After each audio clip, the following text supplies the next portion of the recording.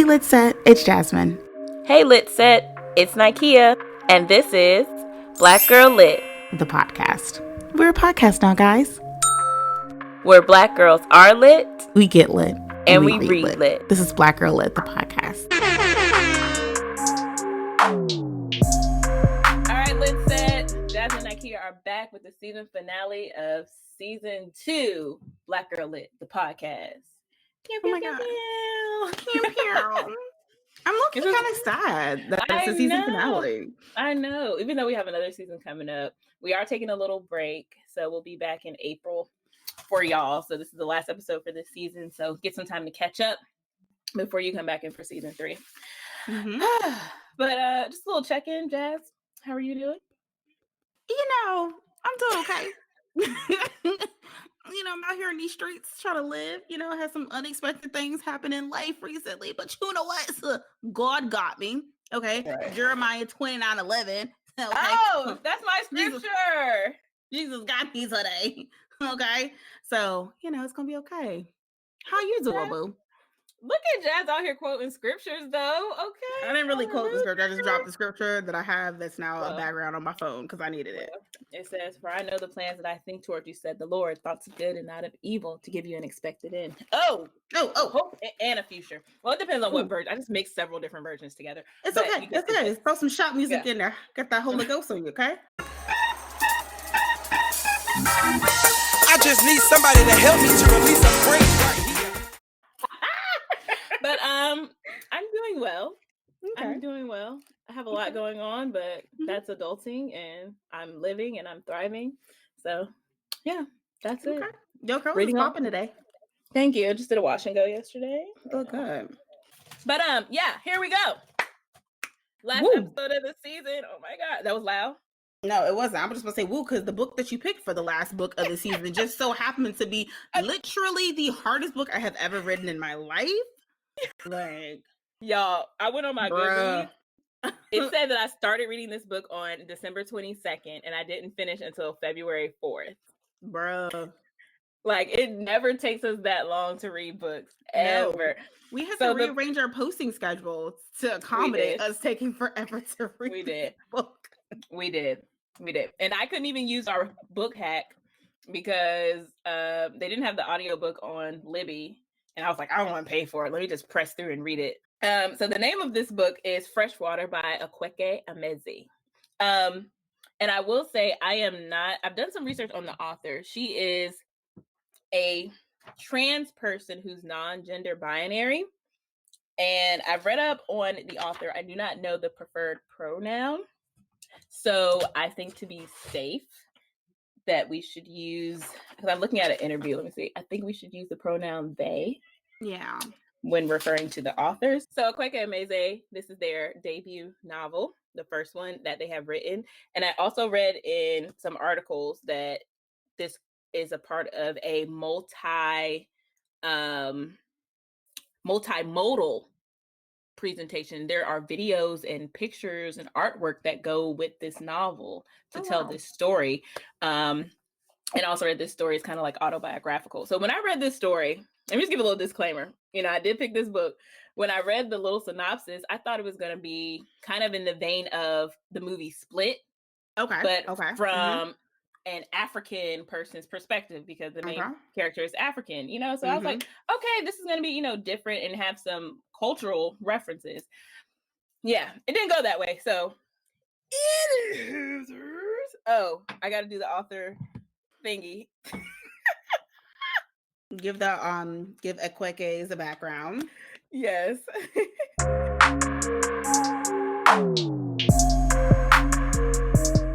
All right. So I didn't do this beforehand and chop it up. So here we go. Awaeke Emezi. Oh, all right, y'all. Now on to our first segment. Y'all can tell I'm out of practice.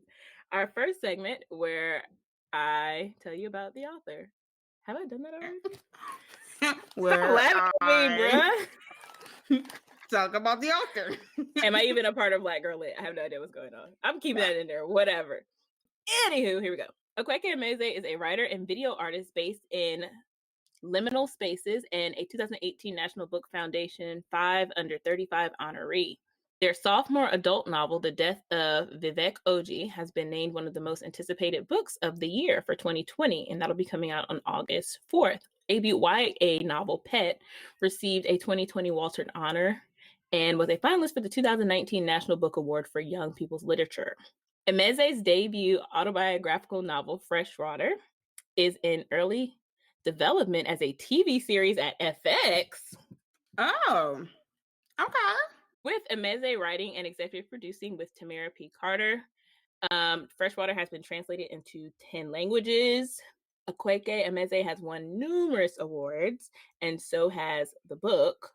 Akwaeke was born in Umuahia, raised in Aba, Nigeria.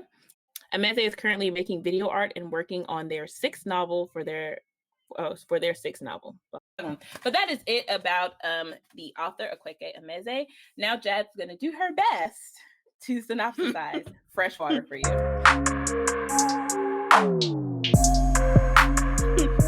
Thank you for giving that disclaimer and that just letting y'all know warning. I'm gonna do my best, okay, to try to synopsisize this book. Okay. For this one, we'll give you a pass if you read the Google reads or the Goodreads synopsis or the Amazon synopsis. I tried to do some homework and tried to type up a quick synopsis and just get it together. Be prepared as much as possible, but I might have to go back. So let me just see what I got. Freshwater is a story of Ada, who is a young Nigerian woman, or it starts off with her being a baby, who was born with three, I guess, like spirits, you could say, in her head. And the story is told from some of their perspectives as well as Ada, as they kind of like seemingly watch her life. And like these certain events in her life cause these spirits or parts of her mind to come alive, or as they called it, her brain was a marble. And there was these certain parts that would come alive. Yeah, that's the story. That's the very high level view. But then also the story, it has some air quotes autobiographical realities within it. So that kind of tie back to the author. Yeah, that's all I got. So I'm about to look up the Google Amazon synopsis because that was trash. We'll slice it together. Yeah, that is hilarious. Because this is just girl, this book, girl, you know, I kind of understand it now. I think it's hard because it talks about, based on like this article I read about her, it talks about things that we're used to talking about from a psychological perspective. It talks about it more from a cultural, spiritual perspective. Yes. It's very real to her what we see as mental health. Like this is something real that is okay to live with. Yes. I think if this was like, I know you mentioned that this book is going to be turned into a show, or that's in the early stages of being developed as a show. I think that would help me to understand it more with some kind of like visualization, some visuals, as well as maybe some voiceovers or something that would probably help me to understand it. But anyway, let me go through. So the synopsis, I'm here to synopsisize on Freshwater, and I'm actually taking this synopsis straight from Amazon just because I think this would be the best way for you guys to get it. Usually I'm able to synopsisize, but for this book, I just want to kind of just take it straight from the source. So Freshwater tells the story of Ada, an unusual child who was a source of deep concern to her southern Nigerian family. Young Ada is troubled, prone to violent fits. Born with one foot on the other side, she begins to develop separate cells within her as she grows into adulthood. And when she travels to America for college, a traumatic event on campus crystallizes the cells into something powerful and potentially dangerous, making Ada fade into the background of her own mind as these alters, now protective, move into control. And that is the story of Freshwater. So, yeah. Thank you, Jazz, for that wonderful synopsis. I appreciate you putting yourself out there and doing your own thing before reading the Google reads. Yeah, that was risky. Risky behavior. Really risky. Yeah. Normally I succeed, and I can honestly say this was not my strong suit. This was I failed here. Yeah. Way I to just way to way to end the season, Jasmine. and this is not to say like that the book was bad. It's just it's different because although Jasmine and I are both Black women in America of African descent, we are not familiar with African culture. No. And there's so many different cultures within Africa and tribes and languages and villages. So this book really stretched us. It really stretched us, to say the least. Okay. Now let's get into our initial reactions.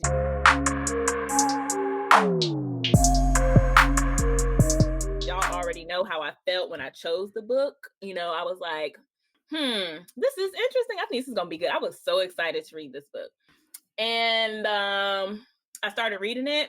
I was just confused. I was in a state of confusion a lot of times. But then there was stuff that stuck out to me that I highlighted, and I was like, okay. And actually towards the end, as I pronounce her name Ada. Ada. Not Let's go with Ada. Ada. You said Ada. I gave her so I gave her the white girl, Ada. But I began to understand her more as she got older towards the end. I actually understood what was going on. But a lot of times reading novels like about the mind can really like mess with you, especially if you're quote unquote in your right mind and someone you perceive to not be in their right mind. It really messes with the way you think. And it kind of brought me back to Tiffany Jackson's Monday's Not Coming, how reading from that main character's perspective, Claudia, you know, she wasn't in her right mind either. What I would perceive to be in my right mind. So it was just a lot of confusion, but like I said, I began to understand it towards the end, and I was able to, you know, pull out some things. I probably would have to read this again. And I remember telling Jazz a couple weeks ago, I felt like I was in a college course, like reading a college textbook or having to prepare to write a paper on this, because it's a lot. And I think it's a lot because it comes from a different culture that I'm not familiar with. Okay. So for me, I wrote this down only a few pages in, and I felt like I wasn't intelligent enough to understand the book or like to read the book. Like it starts off in the way that it's just really descriptive, but not in descriptive. Like we've mentioned books being super descriptive, and usually it's more like surface level description, like, oh, you know, this person wore this color outfit, this shoes, the kind of thing, and being descriptive in that sense. But this way, it was really, really different. And I just couldn't understand. I had to read like the first couple pages over. Like every time I would pick up the book and I'm like, all right, I'm gonna start reading, I would have to go back and reread, like kind of start from the beginning every time, because my mind couldn't comprehend or completely wrap itself around the start of the book and like what was actually happening. And then I will say, as I started reading, like Nikki said, I started to understand the story a little bit more, started to understand Ada a little bit more. But then there were parts of like her behavior that kind of reminded me of Queenie a little bit.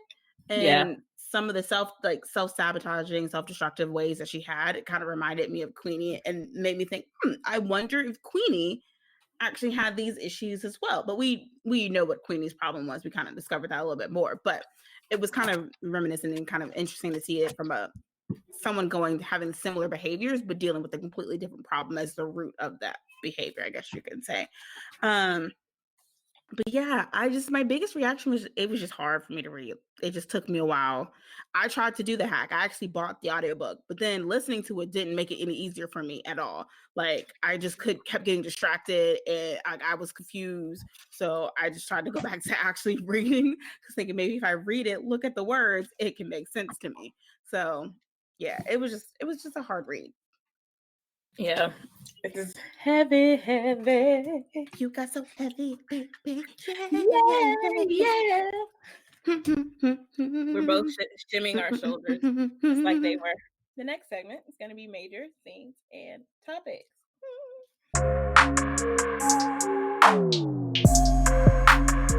Okay, so reading about this, there are 2 articles. I'll link them in the show notes. 2 articles that I read and kind of perused before we came to putting the show together.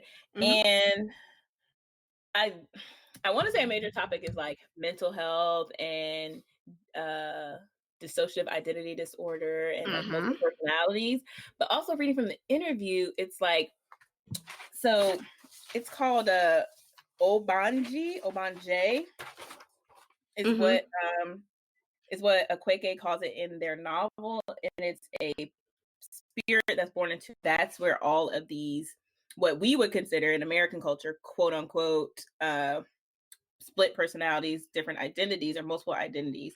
But from what Akwaeke is saying, that is how they view things in their culture, and it's not actually seen as a negative thing. But so I just want to say that, because I don't want to like offend anybody by saying that. I feel like a topic is like mental health, just from my American perspective. It's, you know, mental health, dissociative identity disorder, multiple personalities. Also, I guess the theme for this season is like shitty mothers, because her mom is like absent or just not very effective in her life. Similar to many other characters that we've read this season. Almost every single book had a shitty mom. Yeah. Also, what was I gonna say? And also I think grappling with identity. I think we talked about this before, like double consciousness, like Ada being African, you know, but then she comes to America. And then also, I think it goes along with the author as well. They have this identity as being African in America, but also dealing with like two different cultures, because like Jazz said, Ada comes from the Nigerian culture, so they have their own cultural beliefs and religions and different things like that. And then coming to America, and I think Ada like accepts Christianity at one point, so she even has Yeshua in her head. So that was a major scene for me. Like when basically Yeshua is another name for Jesus. Yep. So when Jesus pops up in her head, I'm like, huh, what's going on? Like Jesus. But also I was kind of rooting for, what was the main person that that was making her have sex, like whenever she has sex, this one was Ashikara? Ashikara? okay, yes. Okay. Y'all, we're sorry if we are butchering these pronunciations. We're trying. We're trying. I think it's Asughara. Ashikara? Ashigura. Ashikara? Yeah. So I don't know, I vibed with that. I vibed with that spirit in her, because I was like, she was just out here living her best life, you know, unapologetically, until they tried to kill her. Right. I was like, oh, this is not cool. And then like her family was just oblivious to everything, and it was just but got frustrating at the end, because nobody would like listen to her or try to help her. It was just frustrating. So I think I really was drawn to the end of the novel, where she was older and in college, because that I really understood. The stuff when she was younger, I probably need to go back and read, because I was just like, because who got pushed in the road and hit by a car? Was it her cousin or was it I think her? it was her cousin. Oh, okay. See, I don't know.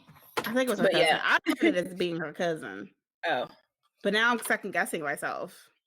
Don't do it because of me, sis. I don't know. Mental health or familiar relationships, and dealing with double consciousness and like a meshing or merging of cultures, or even just embracing your own culture when living amongst other cultures. Yeah. Okay. So my topics are similar. I had mental health, and I put specifically dissociative identity disorder and also bipolar disorder. And then I had self-sabotaging behavior, like the binge drinking, her eating disorders, kind of like the self-harm aspect, because there are some parts where, and spoiler alert, this is going to be some spoilers, because I think this is the only way that we can get through this one is to give the spoilers. But there are some portions where Ada discovers to self-harm, so she starts cutting herself to kind of feed the spirits within her. So there's some of that, air quotes, like I call it self-sabotaging behavior. But those are the main topics that I had. From a scenes perspective, I have the awakening of Asugara, and then her suicide attempt, and then her transition where she has a mastectomy and all that stuff. So yeah, I just I will say though, I low-key, so I had a love-hate relationship with Asugara. I don't know. My pronunciation changes every time. Where I felt like you were being really disruptive. You're not a good like force within her. But then also, I did appreciate the fact that she was out there just trying to live her best life and just enjoy herself and not really care. But there were like the part, but then also the part where the suicide thing. My question is, was it really like a harmful thing, or was she doing it to try to like save Ada from herself? Like we maybe see it from like you're just trying to end her life because you're just being destructive, or was she doing it from an actual place of love? Like she's struggling, she's going through a lot of pain. Let's just end her pain now by ending her life. So I don't know. I kind of went back and forth with how I felt about the suicide portion. And I think that goes back to understanding what is it called? I keep Obanji. Obanji. Because in the interview that I read, Akwaeke mentions that Obanji is meant to torture the mother, which means a child is born and dies and reborn and then dies again. Like that is a part of being an Obanji, like being I don't know what an Obanji exactly is, because I feel like Akwaeke mentioned in their interview they can't really explain it either, but it's just this is an honorable thing, what it seems like, and it's like a spirit, something that can't be categorized, someone that is not limited. Looking at this interview, Akwaeke does not feel satisfied with all these categories and labels that like we try to put ourselves in. Akwaeke mentions that they are so many things, such as Nigerian, Black, and immigrant, non-binary, but they don't feel like they need to be categorized all the time, which I can dig that. I apologize if I use she at any point. This is my first time speaking out loud about Akwaeke. I apologize. I feel so bad. Okay. I feel really bad. Don't feel bad. As long as you're acknowledging it, that we're still trying to figure it out. Because I think the problem is people don't acknowledge it, especially when people put out there what their pronouns are and you just completely disregard it and call them what you think they should be called. That's when it's a problem. But you are acknowledging that, hey, we're just trying to figure this out. We're going to get through it. It's okay. Yeah, and I feel like we can't even get into like everything in this book because it's just, I feel like it's something you have to read. And I honestly feel like I have to read this book again if I ever want to really understand it and like give it its just due, because it's so much, and there's so much like about the culture, Akwaeke's culture, that I don't really understand to like fully grasp the topic of the book. But I feel like, I guess for me to sum up my section of major themes and topics, I just feel like this book is about, first of all, accepting yourself and like understanding who you are and not worrying about what other people think. And I think that's what the message the author is trying to convey, like in this novel and in their life as well. So I'm just gonna leave that there and drop the mic. No, that's good. That's good. I think also just from like kind of going within that, even though there's like from an American standpoint, we see a lot of mental health things, but I think also sometimes, and we deem that as being bad or being evil, but I think also we just have to accept that some people don't see their air quotes mental health as being a bad thing. They just see it as something a part of them and that they're able to cope with and live with, and they are able to use these voices, spirits, whatever, for their betterment, I guess you could say. I don't know. It's just it just the book was different. It was very, very different. That's all I got. And I read some of the articles that Nakia, she sent me some articles, and I think it helped me a little bit understand it. But at the moment, it was just a lot. It was very heavy.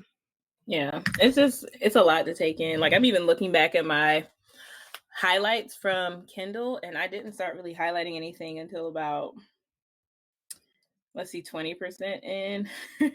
Maybe I got a few things at the beginning, but it was just like trying to really like understand what was going on. It's a lot. Yeah. That encompasses a lot of your time reading the book. Is just trying to grasp what's going on, and then you start to grasp it. Unfortunately, at least for me, I didn't start grasping it until towards the end, and then I was like, okay, I think I missed a lot. I need to go back. But then at that point, it was already too late, so I'm gonna have to just read it again. Yeah, and I think that comes from like there's multiple perspectives. You get the perspective of Ada, you get the perspective of Ashigura and the other beings or spirits that are like living inside of her, and I just feel like it's kind of just like Monday's Not Coming. You're in the position of Ada. Like sometimes she doesn't know what's going on. She doesn't remember things or doesn't realize what happens, and she has to literally go inside of herself and talk to these spirits inside of her and say, like, oh, this is what happened, this is what you did. Like, there's times where Ada is having conversations and like drinking with Asagora. Like, I was like, what? Like, really? How do you do that? Yeah, that's why I feel like this would be really good visually. I think this is something that would be good as a show where you can visually kind of see these things, because in written form it was just hard for me. Like I said, I just don't feel like I was smart enough to read the book. Yeah, but I feel like, I mean, like I just read today, this is fresh. It says Freshwater is a part of a multidisciplinary series depicting Akwaeke's progression as a Obanji. So like there's, like I said, there's like pictures, videos, and stuff that goes with this. So maybe that'll help bring things together. I haven't seen them, but maybe that'll help bring things together for us. Okay. Woo! This book is heavy. I'm like, this is my drinking red wine. That's why you think it's Merlot in the middle of the day. Trying to activate my brain cells. I think, is that it for your major scenes and topics, Jazz? Yeah, that's all I got. Yeah. Okay. Yeah. So our next session is sip. If you want to send us a sip, email us at blackgirllit@yt@gmail.com or send us a message on Instagram at blackgirllit_ with your questions, comments, concerns, inputs. You can write something or you can send us a little audio clip. Thank you. Now on to our next segment where we rate the book. I personally had a sip. It's not a sip that anybody sent us, but I do have a sip. My sip is, first, I wanted to say thank you to everyone who has agreed to being a follower on Follower Friday or allowing us to showcase them. We appreciate that. First of all, thank you for supporting us, following us. Oh, wait, one of our Follower Fridays got engaged. Oh, they did. Her name is Y Reads. Oh, congratulations. Yes, she got engaged. The one that's reading like 200 books. 100 books? Yeah, the Y_read. Yes, so she got engaged. Shout out to you, sis. Congratulations. That's awesome. All right, y'all. This is our last segment for the last episode of season 2. It's a podcast, y'all. All right, now we're going to rate that book. So as you know, our scale is based on levels of drunkenness. Okay, so first we have sober, whack. We have buzz, which means you feel a little tingle in your body. Then we have tipsy, which means, you know, you can't really stand up too straight. Your vision's a little blurry, but you're functioning. You know what's going on. And then we have lit, which means you outside of the club, throwing up, yelling, and you in the background of all the IG story videos. Okay, so Jazz, do you want to go first, or do you want me to go first? You can go first. Okay, because I don't have a rating in my mind yet. I'm still working on it. So processing. So this is going to be a first for Black Girl Lit. I am not going to rate this book, and I feel like I cannot fairly rate it because I cannot fully grasp it and understand it. So I would like to read this book again before I rate it. So I don't think this book was a bad book. I do think it was a good book, but I cannot fairly rate it. Even on my Goodreads, I did not give it any stars because I didn't want to rate it yet because I just didn't feel like it was fair. And it was just for me to rate it until I really fully understand the book. And yeah, so I'm not going to get this book a rating. Well, I will follow suit because sis, I have no clue. Like, I feel like, and it's crazy, and this is really sad to say. So usually when I read a book and I finish it, I feel some type of way about it. I know how I feel about it. But this book, I don't know because I feel like I don't fully grasp it. I fully don't understand what's going on. It was to the point where I went on to Goodreads and try to look at other people's reviews to like help sway me. Like maybe I missed something. Maybe I didn't get it. So I was trying to read other people's reviews that maybe it would trigger something in me. And it still doesn't. Like I said before, I wanted you to go first because I didn't know what to rate the book. So this book is unrated. We'll have to come back. Maybe we will come back in season 3, like a special episode, and come back and have a better idea for Freshwater. But this one is to be continued, I guess. I don't know. Yeah, and not to, like I said, I don't think it was a bad novel. I don't want to rate the content and I can't fully grasp it yet. And this is like, for Akwaeke, this is a critically acclaimed novel. Their debut novel. Like, this is a big deal. So, you know, don't just lean solely on us on our non-rating of the book. So we haven't weighed in. We can't say yay or nay yet. We just don't know. We don't know. Yeah, To and that's be okay. continued. It's okay. Right. Yes, And that's it's okay okay. not to know. It's okay to be unsure. But yeah, that is it for today's episode, y'all. Thank you for listening. Like we said, this is the season finale. I know it's weird that we ended on something so heavy, but I didn't know. Okay. I picked books based on the synopsis and like the reviews and stuff. And I try to give Jazz her adult books, Thank you. I appreciate it. Yeah. So our first episode is going live on April 1st, 2020, that Wednesday at 9:30 a.m. And we will be reading Black Girls Must Die Exhausted by Jane Allen. And a little tidbit about this, the library, I work at a high school. So the librarian, I was like, yeah, there's this book I want to read. And I couldn't find it at the local library. And she checked because, she has special librarian privileges, and they didn't, and she couldn't find it. And she's like, oh, I'm going to order it on Amazon. It should be here by next Monday. I was like, oh, so I got a book order for me by myself. Okay, sis. Yes, and this is Jazz's pick, and then our second book, which is my pick, will be Thick, and Other Essays by Tressie McMillan Cottom. So we have a lot of like nonfiction in this next season, and there is a YA book. There's a YA book, and there's also a book written by a man, an Asian man. So we are completely breaking the mold in season 3. I shattered that bitch with this book. Right. That I picked. I read this quote somewhere that like you can't be well read if you only read like one type of book. So that's what we're trying to be diverse and well read over here at Black Girl Lit. Okay. Exactly. All right. Mm-hmm. Y'all make sure. Go ahead. I was gonna say we're still sticking to our usual, women of color books. 90% of them are still, but we got little sprinkles, a little dribble drabble. Right, dribble drabble. I don't know what a dribble drabble is. I don't know why I said dribble drabble, but it's a dribble drabble. I mean, I didn't know what any Hoosers was, but now I say it all the time. You're welcome. Yeah, and y'all, if you want to have fun with us, y'all should definitely follow us on Instagram. Like, our page be lit. That's now it's time to say goodbye to all our families. BLACKGIRLLIT, Black Girl Lit. Black Girl Lit. I didn't know where she was going with this, but I feel our it. drinks and drink our liquor high. All right. But that's it for today's episode, y'all. Thank you for listening. And Black Girl is out. See you in April. See you in April. And remember, stay Black Girl Lit. Remain Black Girl Lit. Don't take no shit because you Black Girl Lit. And she always has to get up on the mic. I can't. I'm weak. So extra. That's it for today's show. Thank you so much for listening. Be sure to subscribe, rate, and review on iTunes. Leave us a 5-star rating and a top-notch review to get us to the top review page on iTunes.